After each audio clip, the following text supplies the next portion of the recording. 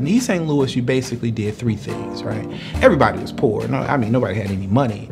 And so the way you got your rep points were either sports, you either played basketball in Lincoln, you were a football player at Eastside, you were a flyer football player, you were off the chain. You played band, if you played in the band in Lincoln, or if you were a chess player at Eastside. The sport of chess had just as much weight as playing football at Eastside. The feeder school to the high school was my middle school.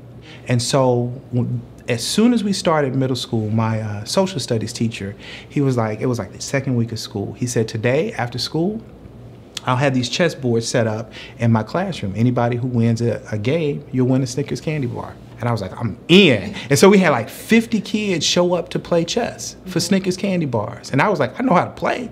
And so I beat everybody except for one guy, dude named Larry Jack.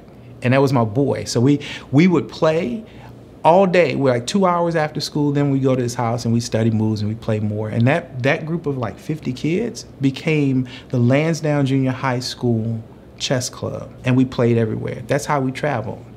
It actually transformed me from a struggling student, because I couldn't read up to sixth grade. I was a struggling reader. Wow. I could not read. I only made C's in school. So chess saved you? Oh, bigger than that.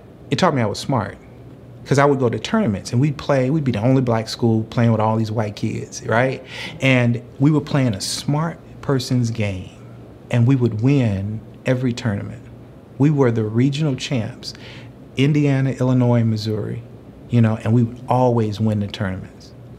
At the core of hip hop is being excellent and letting people know about it. So the idea, see, one of my favorite concepts of hip hop comes from growing up in East St. Louis and going to dance battles, right? So everybody in the 80s belonged to a dance group.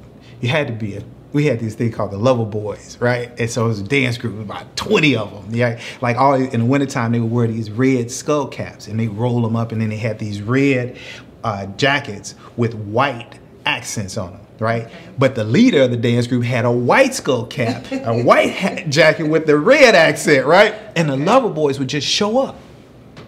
It'd take an hour before they would actually dance, you know what I mean? It was just all about the swag. It was like how you presented yourself. Nobody would challenge these guys to a battle, right? Because they had the confidence, right? But if we have to do battle, let's bring it, right? So that is a mentality that sort of underlines hip hop. The idea of actually fighting, dude, what are you talking about, right? The idea that we can battle in a different kind of way. We can use our words to battle, right? We can use this dance move to battle, right? We can use this chessboard to battle.